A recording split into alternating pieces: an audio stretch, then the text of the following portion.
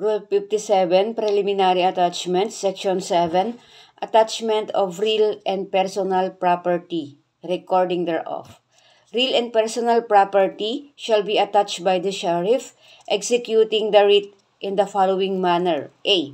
Real property, or growing crops thereon, or any interest therein, standing upon the record of the Registry of Deeds of the province in the name of the party against whom attachment is issued, or not appearing at all upon such records, or belonging to the party against whom attachment is issued and held by any other person, or standing on the records of the Registry of Deeds in the name of the other person, by filing with the Registry of Deeds a copy of order together with the description of the property attached, and a notice that it is attached, or that such real property and any interest therein, held by or standing in the name of such other person are attached, and by leaving a copy of such order, description, and notice with the occupant of the property, if any, or with such other person or his agent if found within the province, where the property has been brought under the operation of either the Land Registration Act or the Property Registration Decree. The notice shall contain a reference to the number of the certificate of title, the volume and page in the registration book where the certificate is registered, and the registered owner or owners thereof. Under the Registrar of Deeds must index attachment filed under this section in the names of the applicant, the adverse party, or the person by whom the property is held or in whose name it stands in the records. If the attachment is not claimed on the entire area of the land covered by the certificate of title, a description sufficiently accurate for the identification of the land or interest to be affected shall be included in the registration of such attachment. B. Personal property capable of manual delivery, by taking and safely keeping it in his custody after issuing the corresponding receipt thereof. Therefore, C. Stocks and shares, or an interest in stocks or shares of any corporation or company, by leaving with the president or managing talent thereof a copy of the writ and a notice stating that the stock or interest of the party against whom the attachment is issued is attached in pursuance of such writ. D. Debts and credits, including bank deposits, financial interest, royalties, commissions, and other personal property not capable of manual delivery, by leaving with the person owing such debts or having in his possession or under his control such credits or other personal property, or with his agent a copy of the writ and notice that the debts owing by him to the party against whom attachment is issued, and the credits and other personal property in his possession or under his control belonging to said party are attached in pursuance of such writ. E. The interest of the party against whom the attachment is issued in property belonging to the estate of the decedent, whether as heir, legatee, or devisee, by serving the executor or administrator or other personal representative of the decedent with a copy of the writ and notice that said interest is attached. A copy of said writ of attachment and of said notice shall also be filed in the office of the clerk of the court in which said estate is being settled and served upon the heir, legatee, or devisee concerned. If the property sought to be attached is in custodia legis, a copy of the writ of attachment shall be filed with the proper court or quasi-judicial agency, and notice of the attachment served upon the custodian of such property. Section 8. Effect of attachment of debts, credits, and all other similar personality. All persons having in their possession or under their control any credits or other similar personal property belonging to the party against whom attachment is issued, or owing any debts to him at the time of service upon them of the copy of the writ of attachment and notice as provided in the last preceding section, shall be liable to the applicant for the amount of such credits, debts, or other similar personal property until the attachment is discharged, or any judgment recovered by him is satisfied, unless such property is delivered or transferred or such debts are paid to the clerk, sheriff, or other proper officer of the court issuing the attachment. Section 9. Effect of attachment of interest in property belonging to the estate of a decedent. The attachment of the interest of an heir, legatee, or devisee in the property belonging to the estate of a decedent shall not impair the powers of the executor, administrator, or other personal representative of the decedent over such property for the purpose of administration. Such personal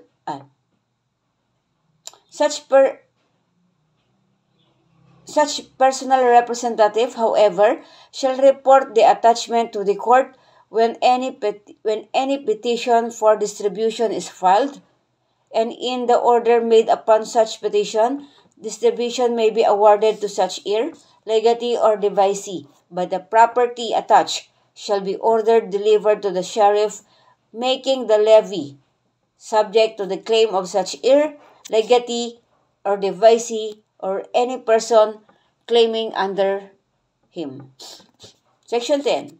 Examination of party whose property is attached and persons indebted to him or controlling his property.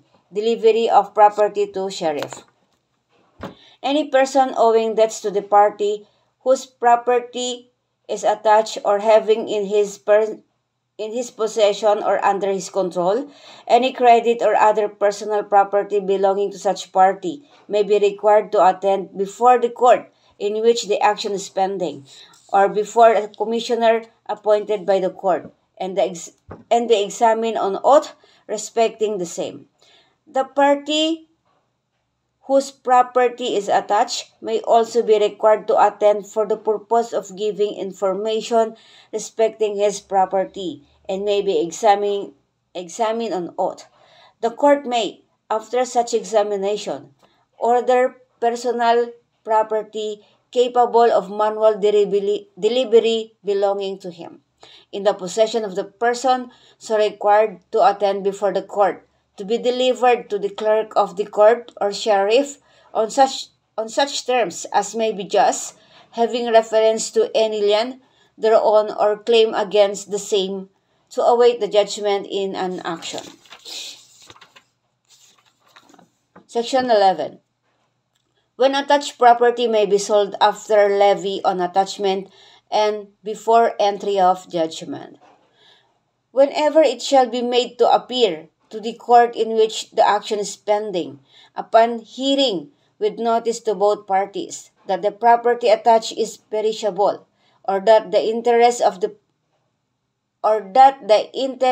all the parties to the action will be subserved by the sale thereof, the court may order such property to be sold at public auction in such manner as it may direct, and the proceeds of such sale to be deposited in court to abide the judgment in the action. Section 12. Discharge of attachment upon giving counterband.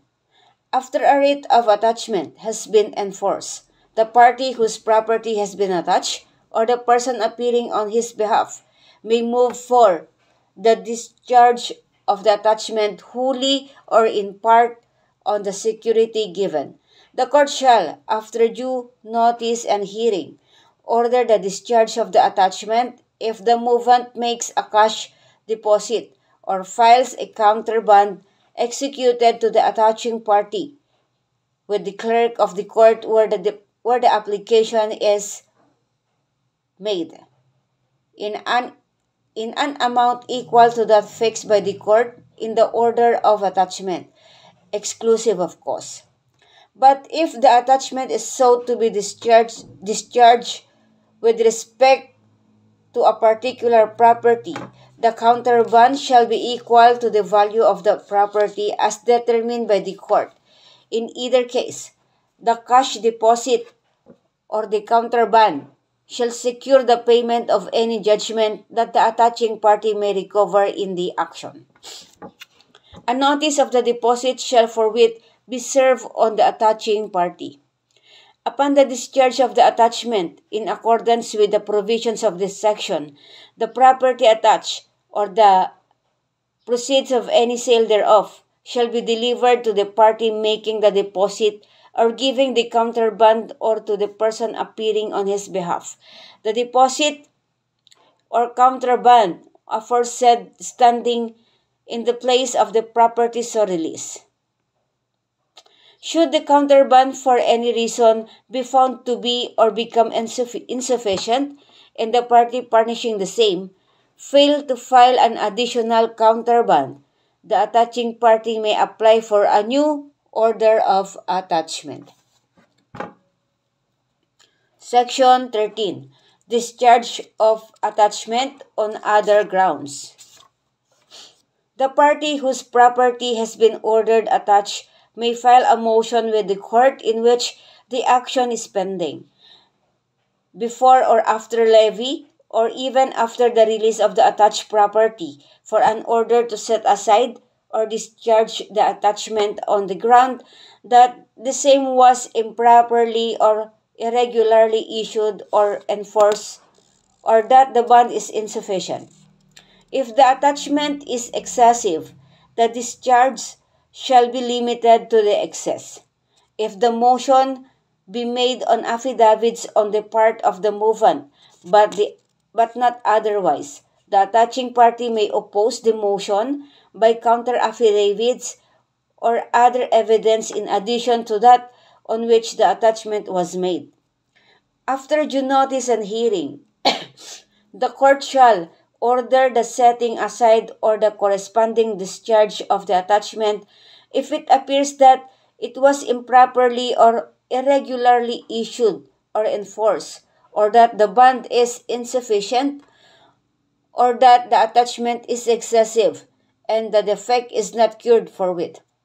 Section 14. Proceedings where property claimed by third person.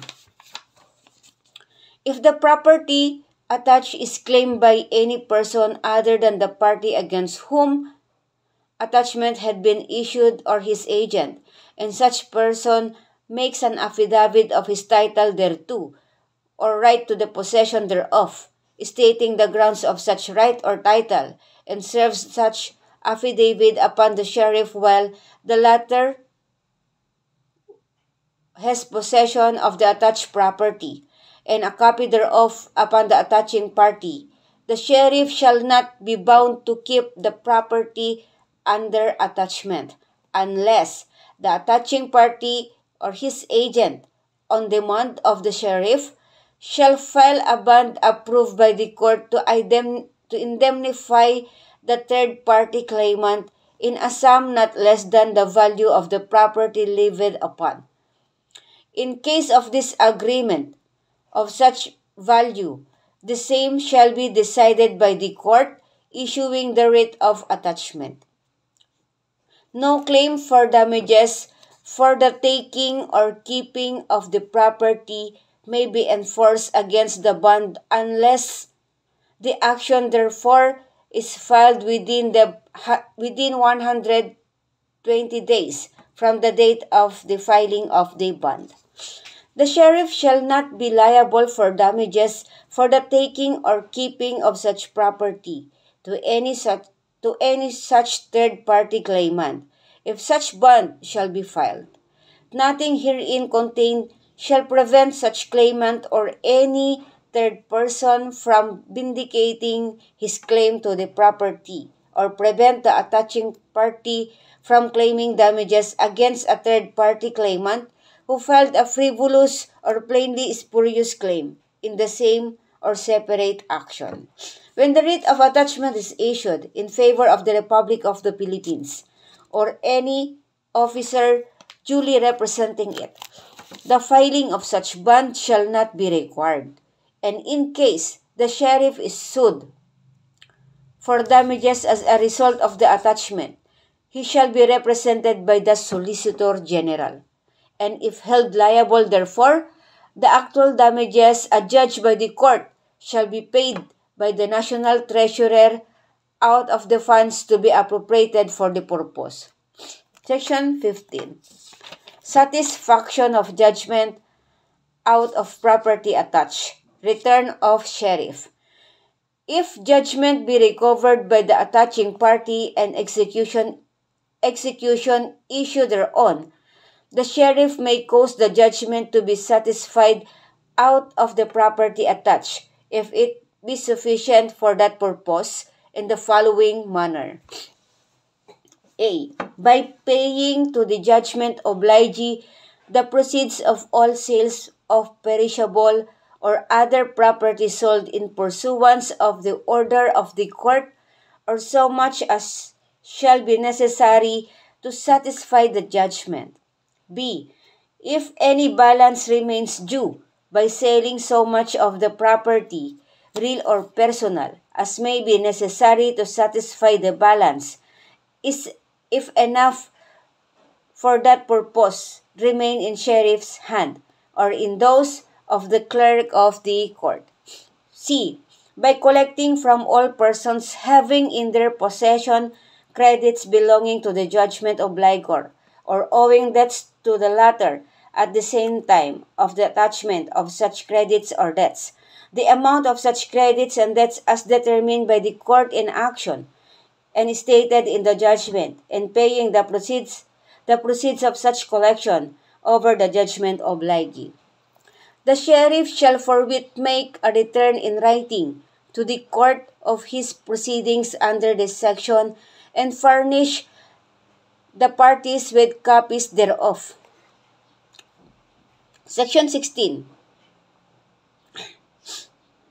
Balance due collected upon an execution. Excess delivered to the judgment obligor. If after realizing upon all the property attached, including the proceeds of any debt or credits collected, and applying the proceeds to the satisfaction of the judgment, less the expenses of proceedings upon the judgment, any balance shall remain due, the sheriff must proceed to collect such balance as upon ordinary execution. Whenever the judgment shall have been paid, the sheriff, upon reasonable demand, must return to the judgment obligor the attached property remaining in his hands, and any proceeds of the sale of the property attached not applied to the judgment. Section 17. Recovery upon the counterband. When the judgment has become executory, the surety or sureties on any counterband given pursuant to the provisions of this rule to secure the payment of the judgment shall become charged on such counterband and bound to pay the judgment obligee upon demand on the amount due under the judgment, which amount may be recovered from such surety or sureties after notice and summary hearing in the same action. Section 18. Disposition of money deposited. Where the party against whom the attachment had been issued has deposited money instead of giving counterband, it shall be applied under the direction of the court to the satisfaction of any judgment rendered in favor of the attaching party, and after satisfying the judgment, the balance shall be refunded to the depositor of his assignee. If the judgment is in favor of the party against whom attachment is issued, the whole sum deposited must be refunded to him or his assignee. Section 19. Disposition of attached property where judgment is for party against whom attachment was issued. If judgment be rendered against the attaching party, all the proceeds of sales and money collected or received by the sheriff under the order of attachment, and all property attached remaining in any such sheriff's hand shall be delivered to the party against whom attachment was issued, and the order of attachment discharged. Section 20. Claim for damages on account of improper, irregular, or excessive attachment. An application for damages on account of improper, irregular, or excessive attachment must be filed before the trial or before the appeal is perfected or before the judgment becomes executory, with due notice to the attaching party and his surety or sureties, setting forth the facts, showing his right to damages and the amount thereof. Such damages may be awarded only after proper hearing and shall be included in the judgment on the main case. If the judgment of the appellate court be favorable to the party against whom the attachment was issued, he must claim damages sustained during the pendency of the appeal by filing an application in the appellate court with notice to the party in whose favor the attachment was issued or his surety or sureties before the judgment of the appellate court becomes executory. The appellate court may allow the application to be heard and decided by the trial court. Nothing herein contained shall prevent the party against whom the attachment was issued from recovering in the same action the damages awarded to him from any property of the attaching party not exempt from execution, should be bond or deposit given by the latter insufficient or failed to fully satisfy the award.